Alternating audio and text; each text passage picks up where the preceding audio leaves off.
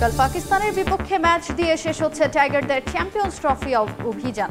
রাওয়ালপিন্ডিতে বৃষ্টির পূর্বাভাস, শূন্য হতে ঘরে ফেরার শঙ্কায় টাইগাররা। চ্যাম্পিয়ন্স ট্রফিতে বিকেলে রশিদ নেবিদের ইংল্যান্ড পরীক্ষা, হারলেই বিদায়। সেমিফাইনালের আশা বাঁচিয়ে রাখতে দলগত চেষ্টায় ভরসা দু দলের। জুলাইয়ে বাংলাদেশ সফরে আসছেন রিজওয়ানরা। ভারত পাকিস্তানকে নিয়ে ত্রিদেশীয় সিরিজ আয়োজনের প্রস্তাব বিসিবির, ইতিবাচক সাড়া পিসিবির, পরিকল্পনায় রেখেছে BCCI. Calendar is very hectic and there's no slot.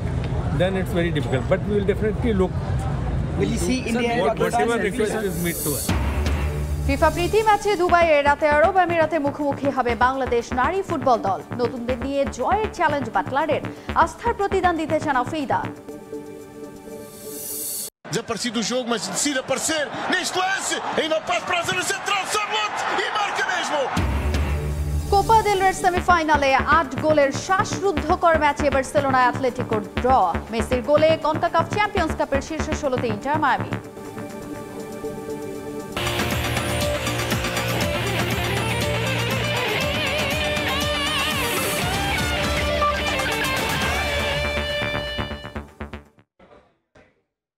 বিশ্বের নানা প্রান্তের খেলাধুলার খবর নিয়ে আমাদের নিয়মিত আয়োজন খেলার সময়, আর এই আয়োজনে আপনাদের সঙ্গে আছি আমি তাজিন খন্দকার। চ্যাম্পিয়ন্স ট্রফিতে বড় দুঃসংবাদ অপেক্ষা করছে বাংলাদেশের জন্য। চ্যাম্পিয়ন্স ট্রফিতে শিরোপা জিততে এসে কোনো না কোনো ম্যাচ জিতে ঘরে ফিরতে হতে পারে টাইগারদের। অন্তত পিন্ডি আবহাওয়া বিভাগ বলছে সেরকমই। 27 ফেব্রুয়ারি দিনভর থেমে থেমে বৃষ্টির পূর্বাভাস আছে। ম্যাচে ভেন্যু থেকে আরও জানাচ্ছেন রিপোর্টার নিয়ন মোহাইমেন।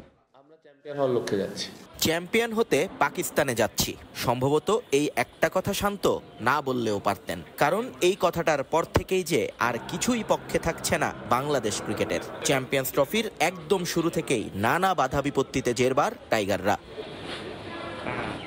ভুলভাল কম্বিনেশন আর সিনিয়র ক্রিকেটারদের হটকারিতায় টুর্নামেন্টটাই শেষ হয়ে গেল লাল সবুজের। কিন্তু এর পরেও আশা ছিল সবার মনে, ফিরে আসার আগে অন্তত একটা জয় যেন থাকে শান্তর পকেটে। কিন্তু বাংলাদেশের সেই বারাভাতে ছাই দিতে প্রস্তুত পিন্ডির আবহাওয়া। ওয়েদার ফোরকাস্ট বলছে 27 ফেব্রুয়ারি সারা দিন থেমে থেমে বৃষ্টি হবে রাওয়ালপিন্ডি এবং ইসলামাবাদে। আবহাওয়া অধিদপ্তরের তথ্য মতে রাত 12টা থেকেই শুরু হবে বৃষ্টিপাত, সঙ্গে তাপমাত্রাও নেমে আসবে 15 ডিগ্রিতে। ভোর পর্যন্ত থেমে থেমে বৃষ্টির পর সকাল 6টা থেকে বেলা 11টা পর্যন্ত ঠিকঠাক থাকবে পরিস্থিতি। তবে এখানে খুশি হওয়ার কিছু নেই বাংলাদেশ দলের জন্য, কারণ দুপুর 12টা থেকেই যে আবারও রয়েছে বৃষ্টির পূর্বাভাস। আর যত সময় গড়াবে সেই বৃষ্টির মাত্রা কেবল বেড়েই চলবে বলে জানাচ্ছে ইসলামাবাদ আবহাওয়া কর্তৃপক্ষ। বাংলাদেশের এক ম্যাচ জয়ের যে স্বপ্ন তা আরো বড় ধাক্কা খাবে যখন জানবেন বৃষ্টির এই সম্ভাবনা প্রায় 40%। তবে বেলা গড়িয়ে বিকেল হয়ে আসতেই তা বেড়ে দাঁড়াবে 70 ভাগে, আর সূর্য ডোবার সময় হতে হতে তা প্রায় 100 ভাগ হওয়ার সম্ভাবনা রয়েছে। ভাগ্য পক্ষে থাকলে ম্যাচ যদি হয়ও সেটা হতে পারে কার্টেল ওভারে। নিয়ন মোহাইমিন, সময় সংবাদ, রাওয়ালপিন্ডি, পাকিস্তান। দর্শক, যেমনটি প্রতিবেদনে দেখছিলাম যে বৃষ্টি হওয়ার একটা সম্ভাবনা আছে। এই মুহূর্তে পাকিস্তানের রাওয়ালপিন্ডিতে আছেন আমার সহকর্মী নিয়ন মোহাইমিন। চ্যাম্পিয়ন্স ট্রফির সবশেষ খবর জানতে সরাসরি যুক্ত হচ্ছে তার সঙ্গে। নিয়ন, বাংলাদেশের ক্রিকেট ফ্যানদের জন্য একটু হলেও একটা সুখবর যে ওয়েদারটা কিন্তু রাওয়ালপিন্ডিতে এখন অনেকটাই ভালোর দিকে। আমরা সকালেও দেখেছিলাম যে গুড়ি গুড়ি বৃষ্টি পড়ছিল, সেই বৃষ্টিটা এখন অনেকটাই থেমে এসেছে। আমার পেছনে রাস্তাঘাট দেখলেই বোঝা যাচ্ছে মোটামুটি শুকনো রাস্তাঘাট এখন পর্যন্ত। তবে ওয়েদার পূর্বাভাস যেটা বলছে যে এই বৃষ্টি কিন্তু এখন আবারও কন্টিনিউ হবে, এবং সেটা যদি কন্টিনিউ করে তাহলে সেক্ষেত্রে আজ সন্ধ্যায় বাংলাদেশের প্র্যাকটিস রয়েছে রাওয়ালপিন্ডি মাঠে, সেক্ষেত্রে সেখানে একটু ঝামেলা হতে পারে। আজ প্রথম অনুশীলনটা পাকিস্তান করবে স্থানীয় সময় দুপুর 1টায়, এবং তার আগেই তারা একটি সংবাদ সম্মেলন করবে এবং আমাদের সঙ্গে কথা বলবার কথা রয়েছে। পরবর্তীতে সন্ধ্যায় বাংলাদেশ টিম আসবে এবং বাংলাদেশ টিমের পক্ষ থেকে কেউ না কেউ হয়তো বা কথা বলবেন। আমরা যতটুকু জানি এই মুহূর্তে বাংলাদেশ টিমের সঙ্গে একজন বিসিবির পরিচালকও এসেছেন, নাজমুল আবেদিন ফাহিম, তিনিও হয়তো আজ মাঠে আসবেন এবং আমাদের সঙ্গে কথা বললে তখন বোঝা যাবে বিসিবি আসলে কি ভাবছে। কারণ এই মুহূর্তে টিম চ্যাম্পিয়ন হওয়ার জন্য আসবার পর এখন পর্যন্ত একটা ম্যাচও জয় পায়নি, উল্টো ফিরবার অসময় হয়ে গেছে। এখন পর্যন্ত একটা ম্যাচেও জয় নেই। কি অবস্থায় টিম আছে, ক্যাপ্টেনকে কথা বলা জিজ্ঞেস করা হয়েছিল মুশফিক এবং রিয়াদের পারফরমেন্স নিয়ে। দুজনেরই ধারণা করা হচ্ছে এটাই শেষ আইসিসি ক্যাম্প, যে কোনো একটা ইভেন্ট। সেই ইভেন্টে কি অবস্থায় তারা আছেন, তাদের রিটায়ারমেন্ট নিয়ে প্রচুর কথা বলা হচ্ছে। সেখানে একটা আলোচনা আছে, মাঠের বাইরে প্রচুর আলোচনা হচ্ছে এগুলো নিয়ে। যদিও ক্যাপ্টেন বলছেন তিনি তাদের পারফরমেন্স নিয়ে খুব একটা চিন্তিত নন। তারা কি ভাবছেন সব কিছু নিয়ে হয়তো আজকে ক্যাপ্টেনকে, বিসিবির যিনি পরিচালক আছেন, তাকেই প্রশ্নগুলোর সম্মুখীন হতে হবে। তখন আসলে তারা কি বলেন সেটা আসলে আমরা পরবর্তীতে জানাতে পারবো আপনাদেরকে। এছাড়া রাওয়ালপিন্ডির ওয়েদার নিয়ে যদি কথা বলতে হয়, আমি বলছিলাম যে সকাল থেকে কিছু কিছু বৃষ্টি হচ্ছিল, সেটাও এখন থেমে গেছে। স্থানীয় অনেকের সঙ্গেই কথা হচ্ছিল এই ম্যাচটা নিয়ে। তাদের মধ্যে খুবই যে একটা আলাদা উত্তেজনা আছে তা কিন্তু নয়, তবে তাদের একটা চিন্তার জায়গা ছিল যে বাংলাদেশ পাকিস্তান যেহেতু একেবারেই শেষ অবস্থায় মুখোমুখি হচ্ছে, দু দলের কেউই এখনও জয় পায়নি, টুর্নামেন্টটা যেন একটা জয় দিয়ে তারা শেষ করতে পারেন সেই একটা চিন্তা কিন্তু দুজনের মধ্যেই আছে। এখানে আরও একটা আলোচনা আছে যে চ্যাম্পিয়ন্স ট্রফি অনেক কিছুর পরে আসলে অনেক কাঠখড় পুড়িয়ে আলোচনা করেছিল পাকিস্তান, কিন্তু সেই জায়গাটা থেকে যেহেতু পাকিস্তান বাদ হয়ে গেছে, সেটা তাদের জন্য একটা লস প্রজেক্ট হলো কিনা। যদিও দর্শকরা দাবি করছেন যে না, আয়োজনে যে সফলতা এসেছে সেই সফলতাটাই আসলে তাদের সবচেয়ে বড় এখন প্রাপ্তির জায়গা আমি বলতে পারি। তো রাওয়ালপিন্ডি ছেলেকে এই ছিল আমার কাছে সবশেষ। চ্যাম্পিয়ন্স ট্রফিতে পাকিস্তানের বিপক্ষে বাংলাদেশের শেষ ম্যাচের আগে সেখানকার আবহাওয়া এবং ম্যাচের সার্বিক পরিস্থিতি জানাতে আমার সঙ্গে যুক্ত হয়েছিলেন আমার সহকর্মী নিয়ন মুহাইমিন।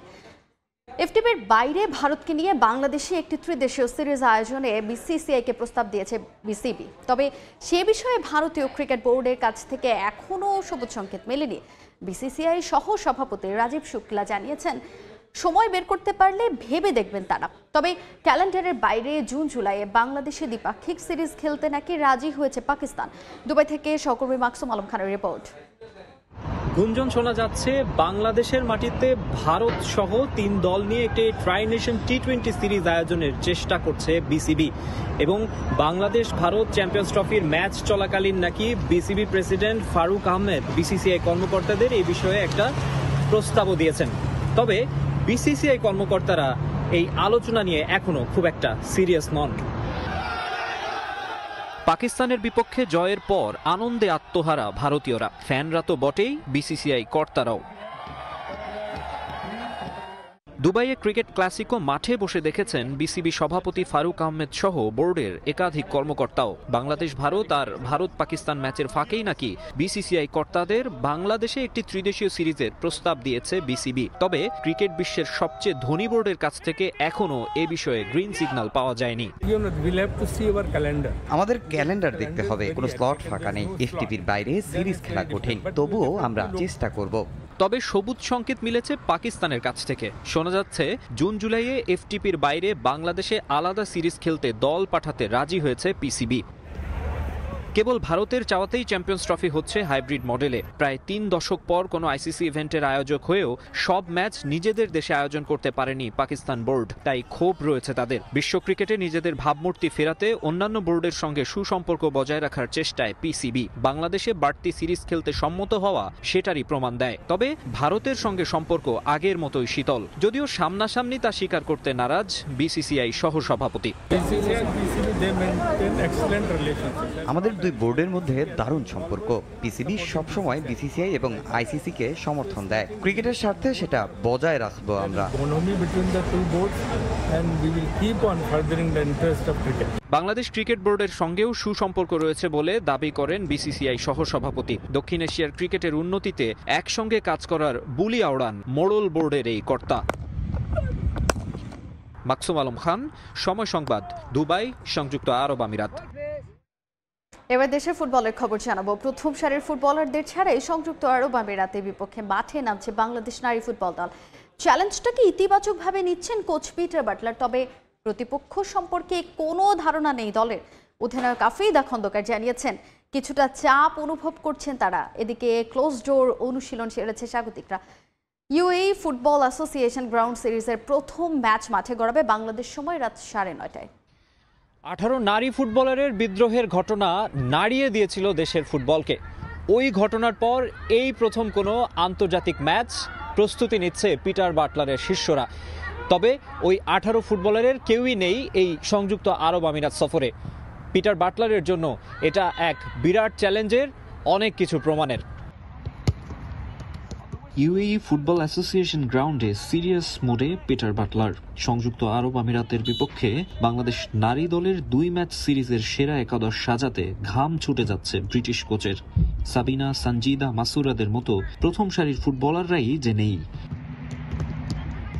তার উপর গত বছর অক্টোবরে নেপালে সাফ শিরোপা জয়ের পর পাক্কা 4 মাসের গ্যাপ দিয়ে আন্তর্জাতিক মঞ্চে নারীরা, দুশ্চিন্তা হওয়াটাই স্বাভাবিক। তবে সাবিনাদের সঙ্গে ইগোর লড়াইয়ে হার মানতে নারাজ কোচ বাটলারের দাবি, দলের মাঝে প্রতিযোগিতার সংস্কৃতি তৈরি করতে ফিফা উইন্ডোর এই 2 ম্যাচকে তিনি সুযোগ হিসেবেই দেখছেন।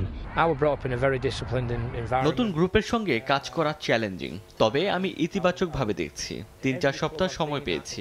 ওরা সবাই 16, 17 বা 20 বছর বয়সী। তাদের জন্য এটা সামর্থ্য প্রমাণের দারুণ সুযোগ। আমার কাছে মেইন প্লেয়ার বলে কিছুই নেই। বাংলাদেশের নারী ফুটবলের ভবিষ্যতের তারকা খুঁজে বের করার সুযোগ পেয়েছি। সিনিয়রদের অনুপস্থিতিতে গুরু দায়িত্ব আফিদার কাঁধে। 23 সদস্যের দলের সবচেয়ে পরিচিত মুখ, ক্যাপ্টেন্সির ব্যান্ড তার আর্মে। হঠাৎ পাওয়া দায়িত্ব আর প্রতিপক্ষ সম্পর্কে ধারণা না থাকা, সব মিলিয়ে কিছুটা চাপে আছেন। খেলার আগে যতটুকু একটু ভিতরে ভয় কাজ করে সবার ক্ষেত্রে অতটুকুই। আমরা ওইভাবে ইউএই টিমের সম্পর্কে অতটা ভালো ধারণা আমাদের ভিতরে নাই, কারণ আমরা ওদের খেলা ওইভাবে দেখতে পারি নাই। তো আমরা যতটুকু প্র্যাকটিস করছি, যেভাবে আমাদের কোচ নির্দেশনা দিয়েছেন, কোচ যেভাবে ভালো মনে করছেন সেভাবে আমাদেরকে প্র্যাকটিস করাইছে। আমরা ওইভাবে প্রস্তুতি নিয়ে মাঠে নামবো। নারীদের ফিফা র্যাঙ্কিংয়ে 116 নম্বরে আরব আমিরাত, বাংলাদেশ 132-এ। দুবাইয়ে পাশাপাশি মাঠে প্র্যাকটিস করেও প্রতিপক্ষ সম্পর্কে ধারণা নিতে পারেনি বাংলাদেশ দল, কারণ ইউএই টিমের অনুশীলন ছিল ক্লোজ ডোর। যতটুকু জানা গেছে, বেশ অ্যাটাকিং অ্যাপ্রোচে খেলে স্বাগতিকরা। ফ্লাইট ডিলের কারণে ঢাকা থেকে প্রায় 7 ঘন্টা দেরিতে রওনা দিতে হয়েছিল বাংলাদেশ দলকে। দুবাইয়ে পৌঁছে বিশ্রাম হয়নি ঠিকঠাক, তবুও প্র্যাকটিস সেশনে ছাড় দেননি কোচ। ম্যাচ সিনারিওতে হয়েছে ট্রেনিং। চ্যাম্পিয়ন্স ট্রফিতে ক্রিকেট দল হাসি ফোটাতে পারেনি আমিরাতের প্রবাসী বাংলাদেশিদের মুখে। এবার নারী ফুটবল দলের জয়ের আশায় স্থানীয়রা।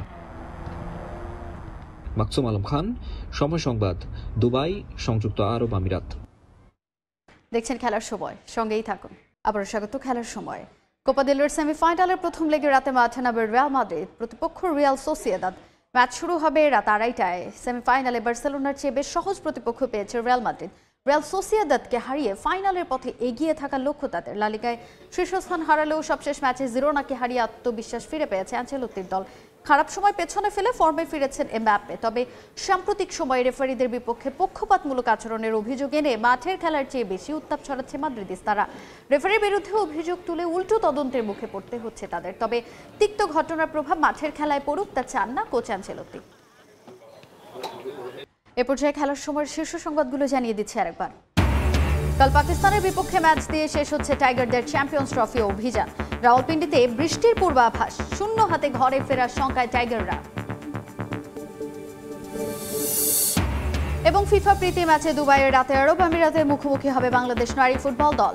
নতুনদের নিয়ে জয়ের চ্যালেঞ্জ বাটলারের, আস্থার প্রতিদান দিতে চান আফিদা।